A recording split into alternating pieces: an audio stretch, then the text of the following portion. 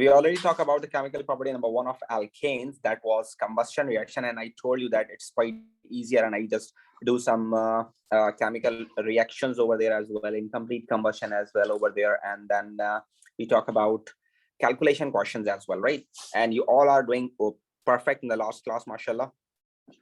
And today we are just going to start with the comparison first, and then we are going to start with the second and third chemical property. Before moving towards the second chemical property, which is substitution reaction, I'm just going towards complete and incomplete combustion again. If you talk about complete combustion, we know that, bacho, complete combustion mein what will be the products we have? In complete combustions, we will have going to have carbon dioxide and water as a product, and in incomplete combustion we will have carbon monoxide and water as well, right? And you also need to keep remember this, बच्चों, कि जब आप incomplete combustion होती है तो incomplete combustion होने की वजह से आपके पास unburned hydrocarbon भी वहां पर मौजूद होते हैं, unburned hydrocarbon, and whatever the hydrocarbon you are using, there must be some unburned hydrocarbon over there. जैसे for suppose अगर गाड़ियों के अंदर आप पेट्रोल यूज करते हो which is octane, तो जब आप उसको इनकम्प्लीट मतलब ऑक्सीजन दोगे, लिमिटेड ऑक्सीजन होगी वहां पर, कंप्लीट ऑक्सीजन नहीं होगी, तो अनबर्न हाइड्रोकार्बन यानी ऑक्टेन भी वहां मौजूद हो सकता है. And it is also a problem, you need to keep remember कि ये भी एक आपके पास एक एनवायरमेंटल प्रॉब्लम है, अनबर्न हाइड्रोकार्बन्स, ठीक है ना. एक ये बात होगी. दूसरा ये कि you need to talk about the nature of carbon dioxide and carbon monoxide. You need to keep remember this, that carbon dioxide is acidic in nature while carbon monoxide is neutral in nature, right? There is no there's no acidic and basic nature of carbon monoxide, right? If you talk about this one, this is actually source, complete combustion and incomplete combustion. We have for more sources for carbon dioxide, like fermentation is one of the source of carbon dioxide. Respiration is also one of the source for carbon dioxide, and for carbon monoxide the only source is incomplete combustion. ठीक है भाई, और ये इसका sources भी हो गए यहाँ पर, और इसकी जो है आपके पास nature भी हो गई. इनकी problems भी आपको पता है, we already talk about that as well. इसकी problems क्या थी बच्चों? इसकी problem है आपके पास, this is a greenhouse gas. आपके पास greenhouse gas है carbon dioxide, and it cause global warming. It cause global warming, ठीक है ना. जबकि आपके पास कार्बन मोनोऑक्साइड एक टॉक्सिक गैस है, and it will kill you on the spot. और इसके अलावा जो है ये respiratory issues, lung diseases, suffocation, these all are the problems associated with carbon monoxide. ठीक है बच्चों. अच्छा, इसके ओवरकम की अगर हम बात करें कि how can we overcome these gases, so if you want to overcome carbon dioxide, so you need to do plantation for that. You need to plant trees for that, right? You need to use electric cars for that, right? You can use electric cars for that, right? And also you need to keep remember कि अगर आप carbon monoxide को overcome करना चाहते हैं, then you are going to use catalytic converter for that, right बच्चों? Yes sir. Yes. And if you talk about the equations related to these, so whenever carbon present in any compound is going to be completely combust, it is going to produce carbon dioxide, and whenever carbon is produced or present in any substance, and it is going to react with incomplete, or it is going to it is going to react with limited oxygen, it is going to produce carbon monoxide. Okay, it's all about due to the limited oxygen, right? Limited oxygen, जब oxygen आपके पास कम होगी तब carbon monoxide बनेगी. ठीक है बच्चों? ठीक है? Yes sir. And one more very important thing about carbon monoxide that you need to keep remember, it requires more oxygen now, so it can be work as a reducing agent. It is a good reducing agent. You can use this for the ये आपके पास reducing agent के तौर पर use हो सकता है. It can be used, ये खुद ऑक्सीडाइज हो जाता है और दूसरों को रिड्यूस भी कर देता है, क्योंकि इसके पास ऑक्सीजन की कमी है. It want more oxygen in, ठीक है ना, तो वो इस वजह से. Then if you talk about test, so we have 2 tests for carbon dioxide, and we don't have a single test for carbon monoxide. We just have 2 tests for carbon dioxide.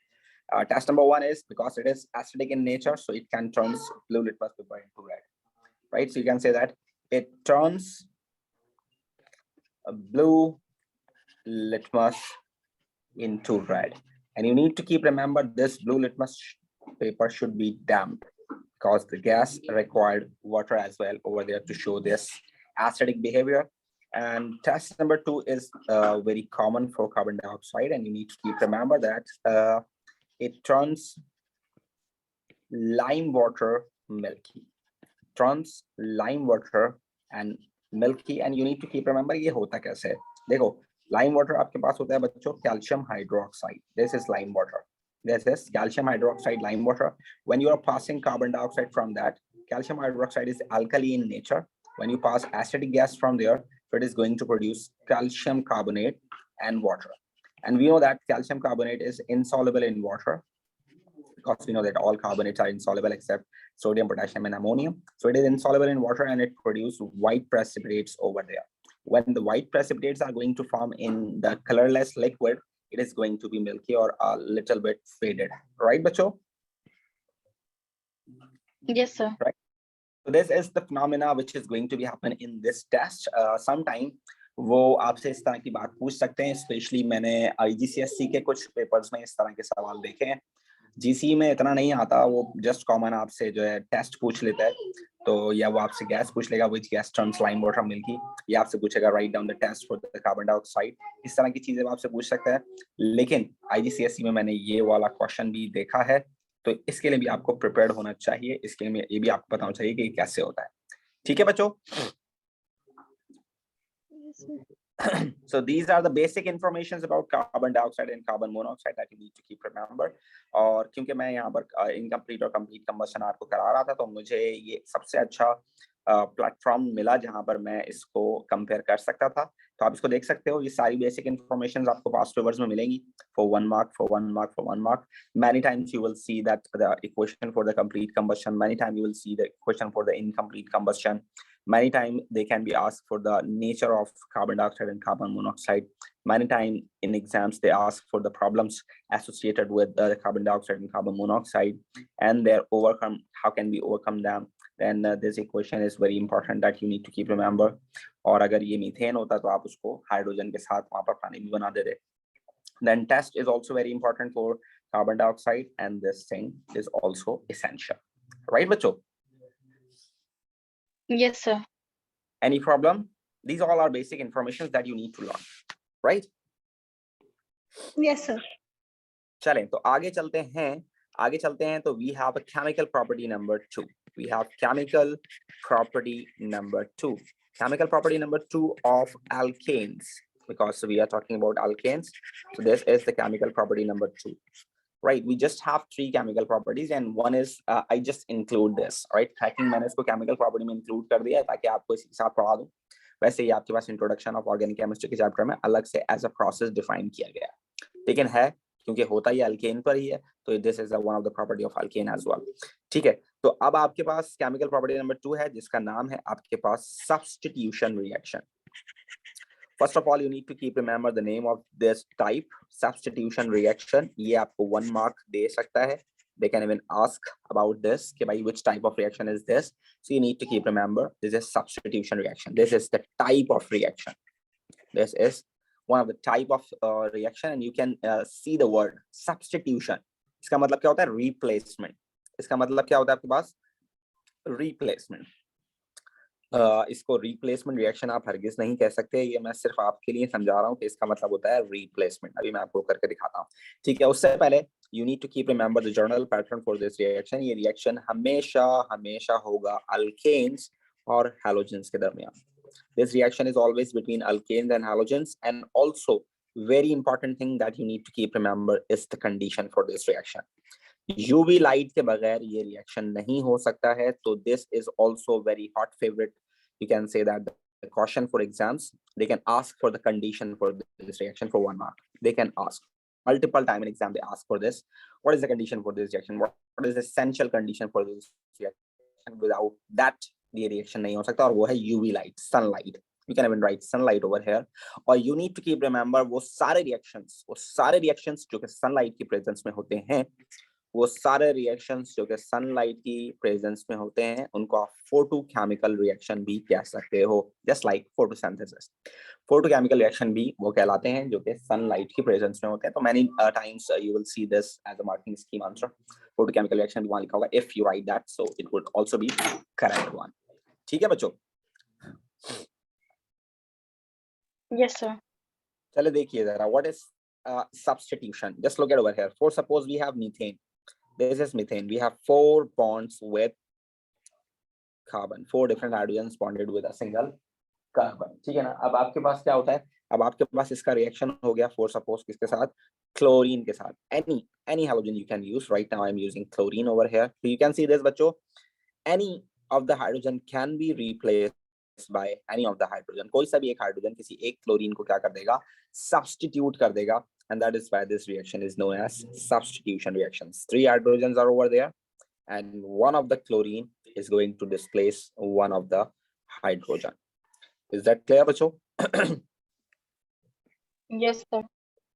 So that is why this reaction is known as substitution reaction. You can even write this in condensed form. If you have CH4, you are reacting it with chlorine. So one chlorine is going to displace one hydrogen like this, right?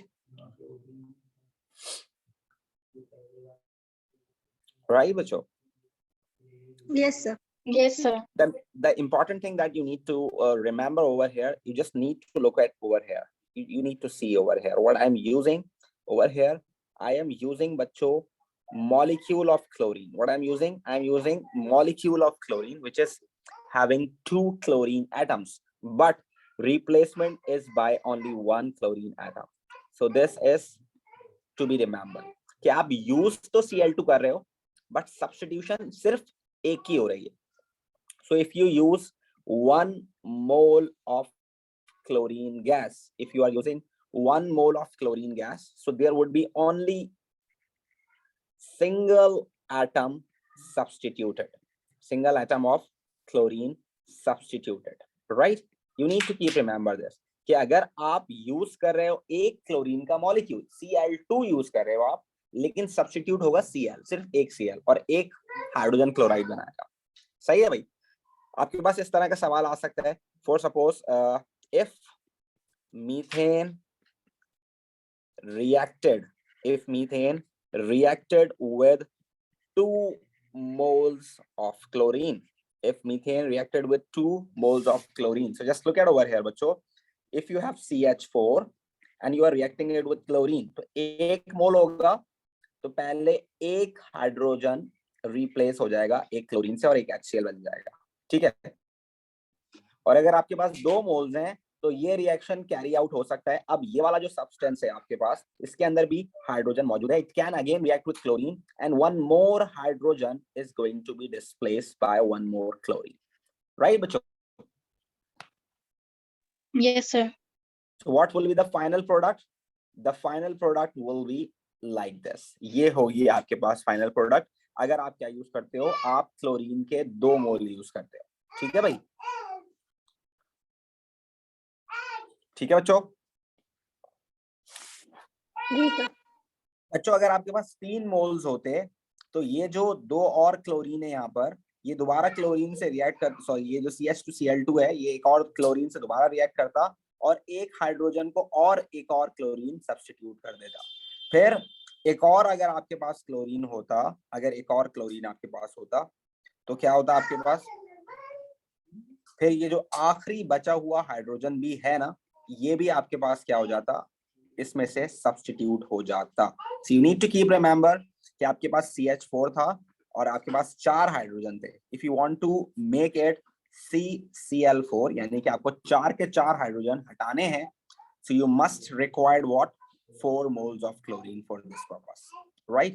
So it would be like this: CH4 reacting with 4 chlorine molecules, and it is going to form CCl4 along with 4 HCl molecules. Got it, बच्चों? This is overall reaction. Right? Any problem? Yes, बच्चों, any problem? No problem. All clear? चले मुझे फिर करके दिखाएं जल्दी से. If you have C2H6 और अगर इसका रिएक्शन मैं कराऊं ब्रोमीन से तो ये रिएक्शन कैसा होने वाला है? The reaction would be same. I am just going to change this. मैं ब्रोमीन लगा दिया है बस क्लोरीन की जगह, बाकी रिएक्शन आपके पास सेम है. जरा जल्दी से इसको कर लो बच्चों, मुझे करके दिखाओ. करते हैं. So this is actually what the chemical property number 3, which is cracking. This is the chemical property number 3, you can say, right? Otherwise it is used to have in our syllabus like a process. Or क्या process है? Just look at over here. Cracking is actually thermal decomposition. This is actually thermal decomposition of alkanes. We are going to break it by the use of heat. And we know that thermal decomposition is one of the example of endothermic reaction. So this is one of the endothermic reaction. We actually providing heat and the molecule absorbing heat, and then it is going to be broken down into smaller parts. You can see this over here. One possibility for this is when alkane breaks, it will form what? Alkene and alkane. Alkane टूटेगा तो आपके पास क्या बनेगा? Alkyne बनेगा और alkane बनेगा. इसको आसान अल्फाजों में मैं लिख देता हूं. अगर CnH2n+2 टूटेगा तो एक मॉलिक्यूल लाजमी होगा CnH2n और एक मॉलिक्यूल आपके पास लाजमी होगा CnH2n+2. ठीक है? ठीक है बच्चों? This is one of the possibility. Then the second possibility is आपके पास ये भी हो सकता है कि जब अल्केन टूटे, अगर छोटा अल्केन होगा आपके पास तो ये भी पॉसिबिलिटी होगी कि अल्केन टूटे तो एक अल्कीन और एक हाइड्रोजन मॉलिक्यूल बन जाए. ये भी हो सकता है.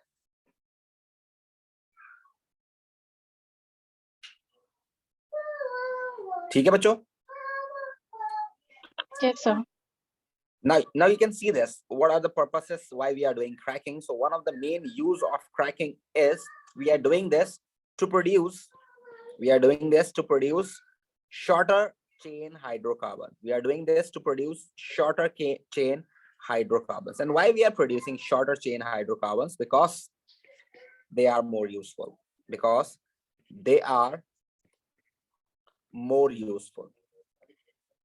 Right, bachcho?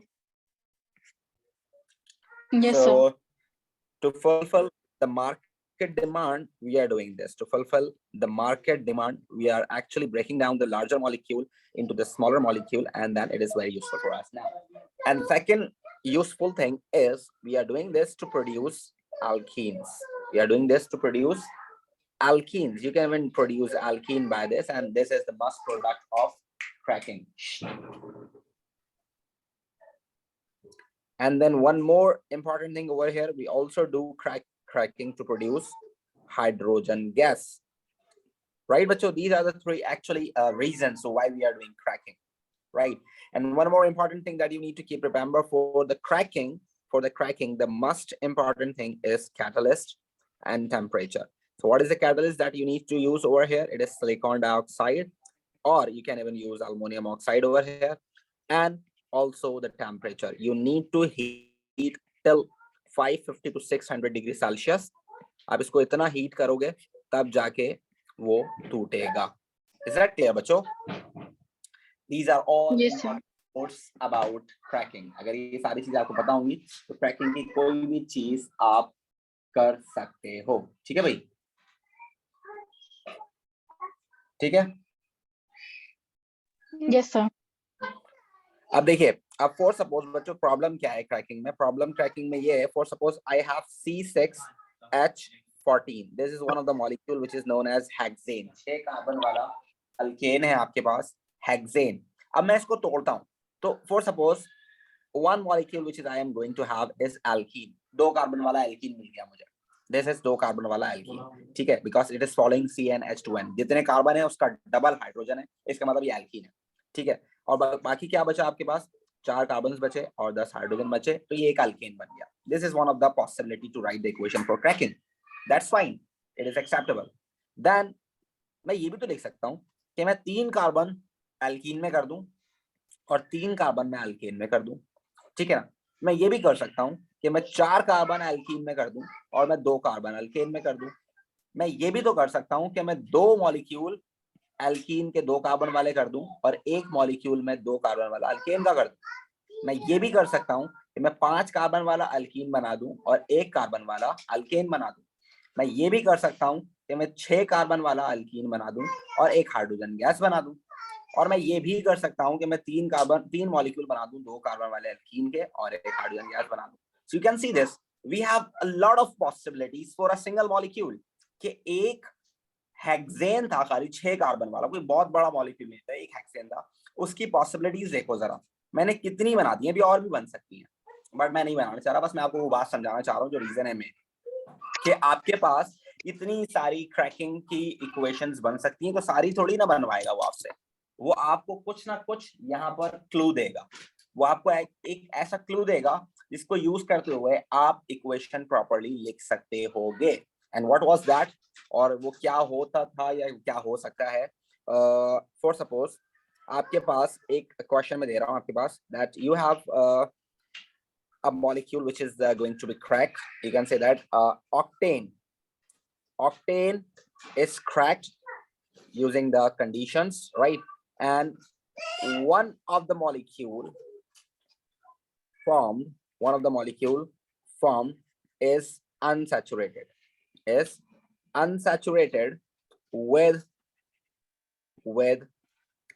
3 carbons, so you can see this, the one unsaturated means we are talking about alkene.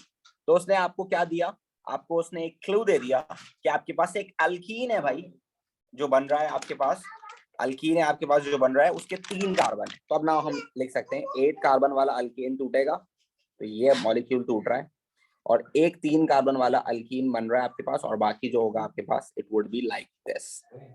ठीक है बच्चों? Yes, sir. और ये भी हो सकता था कि आप अभी तो क्योंकि रेशो भी नहीं दिया हुआ उसने, तो आप ये भी लिख सकते थे और ये भी एक्सेप्टेबल होता कि आप 3 कार्बन वाले जो 2 हैं वो 2 कर देते और बाकी एक तरफ कर देते, तो C2H6 ये भी आप कर सकते थे। And you also need to keep remember this कि आप जब भी 2 मॉलिक्यूल बनाओगे तो वो हमेशा अल्कीन के बनाओगे, अल्केन के मत बनाना। अल्केन के बनाओगे तो आपका इक्वेशन बैलेंस नहीं होगा, ठीक है ना। तो आप अल्कीन के 2 मॉलिक्यूल्स बना सकते हो, या 3 भी बना सकते हो, 4 भी बना सकते हो। देखो मैंने यहाँ पर भी अल्कीन का बनाया, यहाँ पर भी अल्कीन का बनाया, और मैंने यहाँ पर भी अल्कीन के ही 2 मॉलिक्यूल्स किए, अल्केन के नहीं किए। अगर मैं अल्केन के 2 मॉलिक्यूल्स कर दूंगा तो ये मेरा इक्वेशन बैलेंस जो है बड़ा मुश्किल हो जाएगा मेरे लिए, सही नहीं होगा। ठीक है, ठीक है बच्चों? Yes, sir. Any problem to any one of you? All clear? Sir मुझे थोड़ी सी कंफ्यूजन हो रही है इनकी इक्वेशंस में। चलो दोबारा करते हैं, एक बार और करते हैं, एक बार और एक इक्वेशन करता हूं मैं, ठीक है। Just for suppose I have one more question over here. देखें, for suppose I have a molecule with 6 या 7 कार्बन, जितने भी हम रखना चाहें। For suppose an alkane having 7 carbons is cracked, and one molecule is unsaturated in the product with 2 carbons. अब देखिए ये जो उसने क्लू दिया है ना, इसको यूज करते हुए हमें इक्वेशन लिखनी है। अब 7 कार्बन वाला अल्केन क्रैक हो रहा है, ठीक है ना। अल्केन का फॉर्मूला क्या होता है जर्नल, CnH2n+2, तो आपने n की जगह 7 रखा, C7 हो गया, n की जगह 7 रखा, इट इज 2 7 14 + 2 16 हो गया, ठीक है। ये क्रैक हो रहा है, ठीक है। और एक प्रोडक्ट आपके पास अनसैचुरेटेड बन रही है, अनसैचुरेटेड जो हाइड्रोकार्बन होते हैं आपके पास एल्कीन्स होते हैं, और उसके 2 कार्बन वाला एल्कीन बन रहा है। एल्कीन का जर्नल फॉर्मूला होता है आपके पास CnH2n। सो अगर C2H4 में यहाँ लिखूंगा तो this is one of the product जो कि उसने बता दी हमें, और ये हमारी इक्वेशन में होनी चाहिए लाजमी। अब बचे कार्बन देखें, 7 - 2 5 कार्बन, 16 - 4 12 हाइड्रोजन, दैट्स इट, ठीक है। Any problem now? No sir. Okay, अच्छा देखो आप इसको ऐसे कर सकती थी, आप C2H4 वाले के 2 मॉलिक्यूल बनाती थी, तो ये हो जाते 4 कार्बन, तो बच्चे कितने 3 कार्बन, और 8 हाइड्रोजन आपने पहले लिख दिए हैं, तो बच्चे कितने हैं आपके पास 8 हाइड्रोजन। तो आप इस तरह भी लिख सकती थी, बट ये मेरे ख्याल से कि ये वाली जो पहली वाली पॉसिबिलिटी है आप लोग के लिए ज्यादा आसान होगी। तो बस एक मॉलिक्यूल जो उसने कहा है वो आप बना दें, बाकी आप क्या कर दें, जो रिमेनिंग कार्बन और हाइड्रोजन है वो एक तरफ करके लिख दें। राइट बच्चों? Yes, sir. Yes, sir. Every one of you is that clear? कोई प्रॉब्लम है तो पूछ सकते हैं। It's clear now. चले ठीक है, अब इसके एक आध दो क्वेश्चन देखते हैं कि पास पेपर में हमारे पास इसके क्वेश्चंस क्या क्या। चलिए, तो अगर आप इसको पूरे को क्वेश्चन को देख लेते हैं एक बार। ये पूरा क्वेश्चन आपसे क्या कह रहा है, इट इज सेइंग दैट यार कैसे कंफर्म होगा कि C12H26 जो है अल्केन का पार्ट है। So we know that this is general formula for alkanes. If you put 12 over here, so it is actually following the general formula of alkane family. That is why it is done कि alkane का part है, ठीक है ना? You can say that it is following the general formula of alkane family. That is why it is a part of alkane family. Then C12H26 is going to be cracked, and one molecule of alkene family, देखें कितना आसान कर दिया उसने, alkene नहीं बता दिया आपको, उसके 6 कार्बन है, तो it should be C6H12 क्योंकि हाइड्रोजन डबल होने चाहिए जनरल फार्मूला के अकॉर्डिंगली अल्कीन्स के, और जो बाकी बचे उसको एक तरफ कर दिया। राइट बच्चों? देखें इतनी आसान क्वेश्चन के आपको 2 मार्क्स मिल जाएंगे, इतना आसान है ये। Then they are saying draw a dot and cross diagram of ethene. तो एक कार्बन, दूसरा कार्बन और एक कार्बन के आए खाते में 2 हाइड्रोजन्स। तो each carbon have 4 electrons in the outermost shell, 1 2 3 4 and all to be shared. और दूसरे कार्बन के भी 4 इलेक्ट्रॉन होंगे और ये भी चारों शेयर होना जरूरी है क्योंकि इसको 4 चाहिए और हाइड्रोजन को सिर्फ 1 चाहिए, तो वो 1 शेयर करेगा। This is the structure of ethene, and then in the second one it is saying that chlorine reacts with both ethene and ethane, यानी कि वो अल्कीन से भी रिएक्ट कर सकता है और अल्केन से भी कर सकता है, ठीक है ना? One molecule of ethene reacts with one molecule of chlorine. ये डबल बॉन्ड होता है ना, आपके पास कार्बन कार्बन का डबल बॉन्ड होता है इसके अंदर। तो जब ये क्लोरीन इससे रिएक्ट करता है तो ये जो डबल बॉन्ड है ये टूट जाता है और इस कार्बन पे भी क्लोरीन लग जाता है, इस कार्बन पे भी क्लोरीन लग जाता है। तो यहाँ क्लोरीन का पूरा मॉलिक्यूल ऐड हो जाता है, जबकि अल्केन में सब्स्टिट्यूट होता है एक क्लोरीन 2 में से। यहाँ दोनों ऐड हो जाते हैं, ठीक है ना? तो वो पूछ रहा है कि भाई इसका स्ट्रक्चर बना दें आप। तो ये क्या होगा, सिंपल से एक कार्बन, इसके साथ दूसरा कार्बन, यहाँ 2 हाइड्रोजन लगे हुए और नीचे क्या लग जाएगा आपके पास, क्लोरीन लग जाएगा। Simple is this. तो हर कार्बन के 4 इलेक्ट्रॉन होते हैं, 4 के 4 शेयर होना जरूरी है, 1 2 3 4, 1 2 3 4। हाइड्रोजन के एक ही होते हैं, तो ये 1 1 1 1, और क्लोरीन के कितने होते हैं, 7 होते हैं आखिरी शेल में, तो ये 6 out and 1 to be shared. तो this will be the structure, right? And last one is saying 1 molecule of ethane can react with 2 molecule of chlorine. अगर आप यही प्रोडक्ट अल्केन के साथ बनाएंगे तो उसके लिए फिर आपको 2 मॉलिक्यूल चाहिए क्लोरीन के, एक से काम नहीं चल सकता, ठीक है ना? What is the molecular formula of the organic product? आपको पता है जब आपके पास क्या हो, C2H6 हो, तो अगर वो एक क्लोरीन मॉलिक्यूल से रिएक्ट करेगा तो एक बार हाइड्रोजन सब्स्टिट्यूट होगा, और अगर आपके पास 2 मॉलिक्यूल होंगे तो फिर 2 हाइड्रोजन सब्स्टिट्यूट होंगे। So it should be C2H4Cl2, right बच्चों? Right? Yes, sir. Any problem to any one of you? All clear? Yes, sir. चलें, तो ठीक है, यहाँ पर आपका अल्केन का पार्ट कंप्लीट हो